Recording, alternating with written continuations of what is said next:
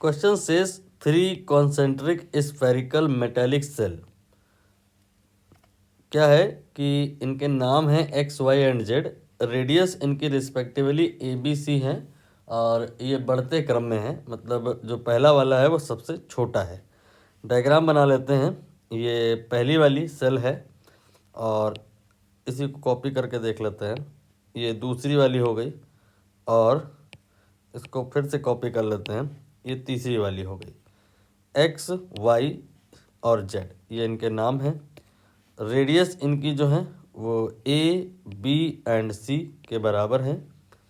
फिर आगे कहा है कि इनमें चार्ज है और सरफेस चार्ज डेंसिटी ये गिवन है। आप पोटेंशियल का जो फार्मूला है सरफेस चार्ज डेंसिटी के टर्म में 90% चांस है कि नहीं जानते होगे, इसलिए मैं इस कहानी को Q1 Q2 Q3 चार्ज के टर्म में ले जा रहा हूँ। बाद में हम सरफेस चार्ज डेंसिटी सिग्मा के टर्म में भी आके बात करेंगे।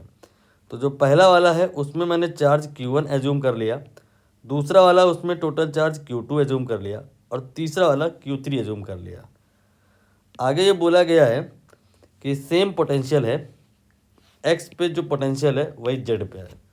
तो अकॉर्डिंग टू द क्वेश्चन हम एक्स और जेड का पोटेंशियल निकालेंगे और उन्हें इक्वेट करा देंगे और फिर आफ्टर ऑल हमें इनकी जो रेडियस हैं ए बी सी उन्हें रिलेट करना है।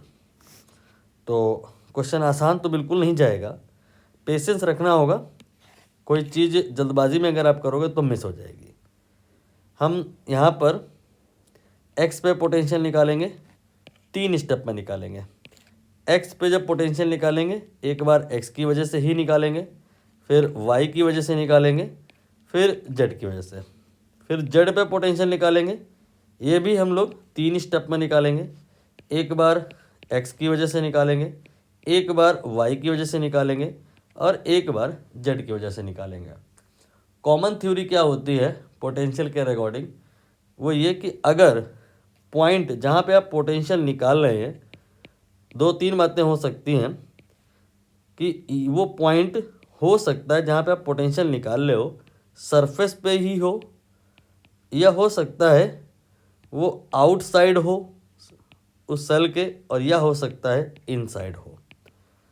तो थ्योरी ये कहती है कि आउटसाइड या सरफेस पे निकालने के लिए आप जो चार्ज है पूरा का पूरा वो सेंटर पे एज्यूम कर सकते हो, और इनसाइड का पोटेंशियल क्या होता है, ये सरफेस के पोटेंशियल के ही बराबर होता है। और सरफेस का पोटेंशियल या आउटसाइड का पोटेंशियल निकालने के लिए चार्ज को हम सेंटर पे मान लेते हैं। ये सारी बातें हमें यहाँ पे कंबाइन करनी होगी, तब जा कर के क्वेश्चन हो पाएगा। पोटेंशियल इस सेल पे हम निकालने जा रहे हैं, 3 पार्ट में निकालेंगे।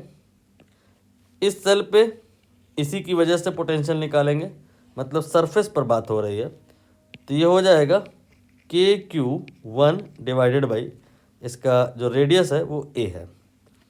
ठीक है, अब हम यहाँ पर x पर मतलब इसकी सरफेस पे कोई पॉइंट कंसीडर किए हैं, उसकी वजह से उस पर पोटेंशियल निकालेंगे, बट y की वजह से। तो ड्यू टू y जब हम इस पॉइंट पर पोटेंशियल निकालेंगे तो ये पॉइंट इस y सेल के लिए इनर पॉइंट है, अंदर का पॉइंट है। तो अंदर के पॉइंट के लिए जो पोटेंशियल होता है वो सरफेस पोटेंशियल के ही बराबर होता है।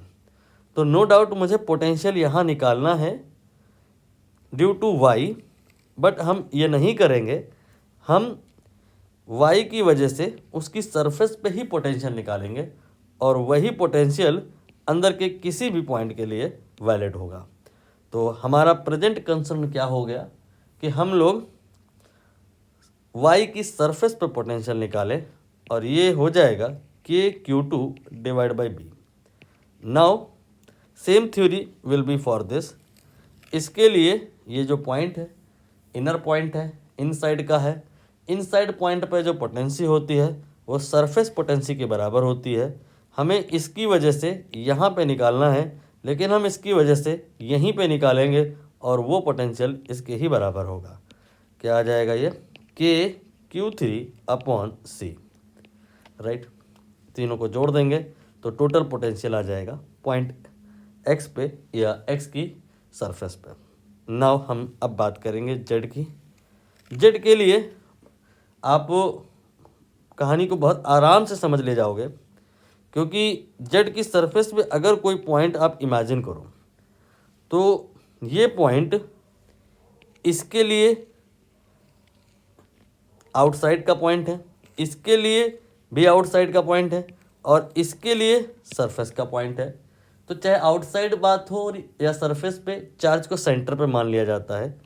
तो जब हम यहाँ पर पोटेंशियल ड्यू टू एक्स निकालेंगे, यहाँ पे पोटेंशियल ड्यू टू एक्स निकालेंगे, तो इस पूरे Q1 को सेंटर पे मान लेंगे। तो दूरी चार्ज हो गया Q1 और सेंटर से दूरी ये हो गई C। तो पॉइंट चार्ज का पोटेंशियल निकालना है। पॉइंट चार्ज की वैल्यू Q1 है जो कि यहाँ पे है और डिस्टेंस ये C के बराबर है। तो ये आ जाएगा K Q1 divide by C। I think आपको क्लियर हो रहा होगा। हमारा कंसर्न है इस पॉइंट पे पोटेंशियल निकालना, तो हमने इस पूरे चार्ज को सेंटर पे मान लिया और अब हम इसकी वजह से पोटेंशियल निकाल रहे हैं। अब हम इस y की वजह से इस पॉइंट पे पोटेंशियल निकाल लेंगे। ये पॉइंट आउटसाइड का पॉइंट है, यह पूरा का पूरा Q2 इस जगह पे रखा हुआ माना जाएगा। इस जगह पे जो कोई पॉइंट है उसकी वजह से अगर आप जेड की सरफेस पे पोटेंशियल निकालना चाहते हो तो वो आ जाएगा, यहाँ का जो चार्ज है Q2 डिवाइड बाई ये जो डिस्टेंस होगी दैट विल बी C। ये हो जाएगा K Q2 divide by C।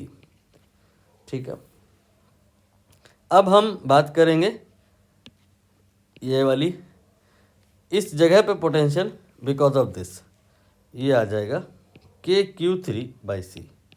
तीनों को जोड़ लीजिए, ये टोटल पोटेंशियल हो गया है एट जेड और ये total at X. According to question ये इक्वल हैं, इक्वल करा दिया मैंने। ये वाला जो टर्म है ये कैंसिल हो जाएगा।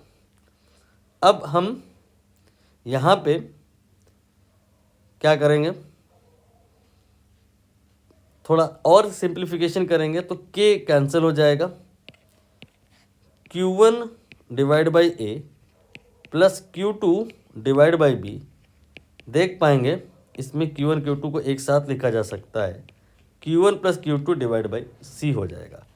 अगर हमें यहाँ Q1 Q2 दिया गया होता, जबकि यहाँ Q1 Q2 नहीं दिया है, सरफेस चार्ज डेंसिटी दी गई है, तो अगर Q1 Q2 दिया गया होता तो वही रख देते तो ABC में रिलेशन आ जाता। बट यहाँ हमें कहानी को क्यों नहीं सिग्मा की तरफ ले जाना है, तो फिर चेंज करेंगे। सिग्मा जो सरफेस चार्ज डेंसिटी होती है उसमें अगर हम सरफेस एरिया 4πr² से मल्टीप्लाई करते हैं तो चार्ज आ जाता है। Sigma is surface charge per unit area, if per unit area multiplied by area then it will be the charge. तो 4πr या A², यहाँ पे सिग्मा 1 हो जाएगा डिवाइड बाई A। ये हो गया इसके स्थान पर Q1 की वैल्यू ये लिखी हुई है। ऐसे ही हम अब Q2 की वैल्यू लिखेंगे इसकी, तो सिग्मा 2 मल्टीप्लाइड बाई ये जो एरिया है that is 4πb², 4πb² and divided by ये B हो जाएगा दिस वन। फिर इसके बाद में Q1 Q2 की यहाँ वैल्यू रखी जाएंगी, तो सिग्मा 1 इंटू 4πa²,